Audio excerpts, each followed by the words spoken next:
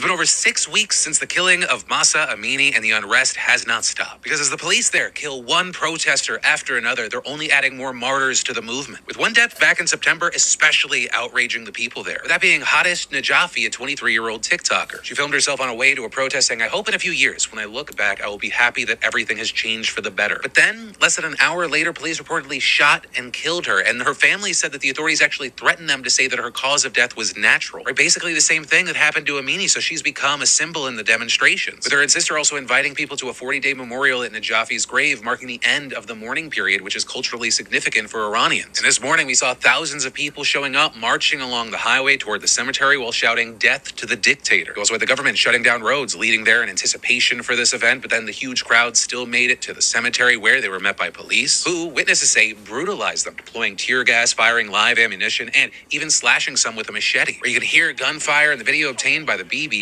You also had some protesters fighting back, throwing rocks at the police and breaking car windows. Currently, we don't have any idea of the casualties yet, but nationwide, you have a human rights group saying Wednesday that 277 people, including 40 children, have died since the protest began, which is an absolutely staggering figure given how little time it's been, but it only seems to be adding fuel to the fire, with one chant at the cemetery being each protester killed will be replaced by 1,000 more. And if that does continue to happen, there are concerns that the regime could get more desperate, which then could lead them to taking even more extreme actions to shore up their legitimacy. But also, here's the key thing. All of this is coming at a time where Saudi Arabia has shared what it calls credible intelligence with the United States, warning of an imminent attack against the kingdom by Iran. Right, that was on Tuesday. Iran has denied the accusation, though the U.S. threatened to respond if necessary. And as far as why they would launch an attack, there are accusations that would be connected to the protests. Right, just last month, the commander of the Revolutionary Guard demanded that Saudi Arabia clamp down on its coverage of the protests through satellite media, saying, "This is our last warning because you are interfering in our internal affairs through these media." So is it a bluff? Is it not? Is it meant to distract from what's happening in Iran?